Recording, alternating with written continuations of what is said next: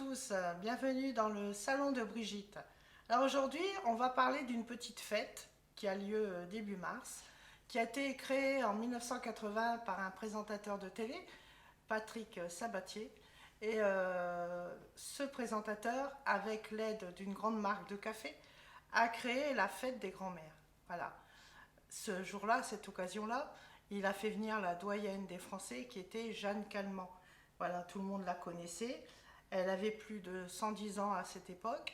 Donc, ça nous a fait prendre conscience qu'il y avait les anciens, qu'il y avait les grands-mères qui existaient pour nous.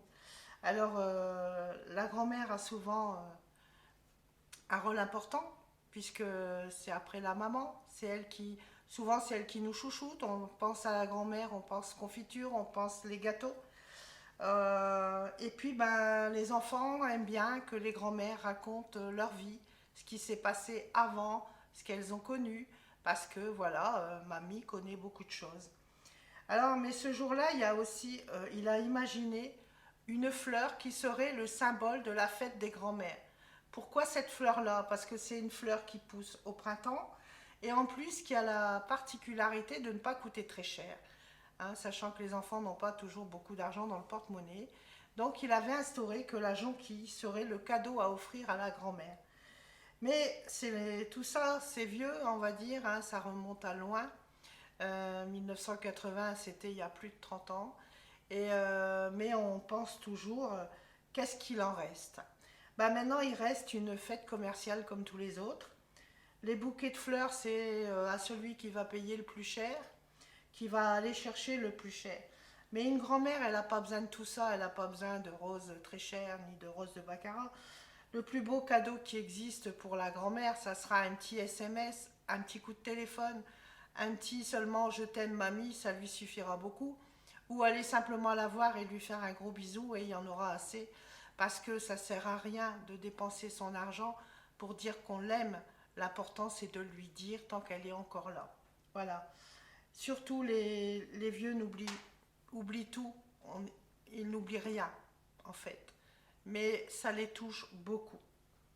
Alors, ils n'ont pas de rancune, surtout, parce que ça ne sert à rien d'avoir de la rancune. Alors, n'oubliez pas aussi, il y a les grands-pères. Parce que les grands-pères, on les oublie souvent. Parce que s'il n'y avait pas le grand-père, il n'y aurait pas de grand-mère, et puis vous ne seriez pas là non plus.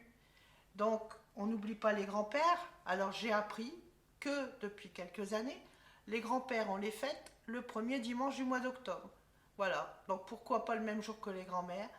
Parce qu'on a voulu faire comme avec les mamans et les papas, deux fêtes distinctes pour faire deux fêtes commerciales pour les magasins. Alors, moi, j'ai écrit un petit texte qui illustre un petit peu les grands-mères, parce que les enfants, souvent, donnent des petits noms à leurs grands-parents. Alors j'ai parlé de ce petit nom. On t'appelle mam ou pape, ou on te dit mamie ou papy. Parfois on te dit ces petits noms, c'est le petit qui les a choisis. Il y a parfois pépé ou mémé, rarement grand-mère ou grand-père.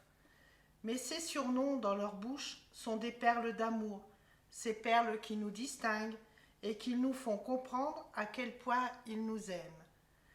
Ces perles mises bout à bout font un collier au fond de notre cœur, qui restera à jamais gravé comme le plus beau des cadeaux. Merci pour votre attention.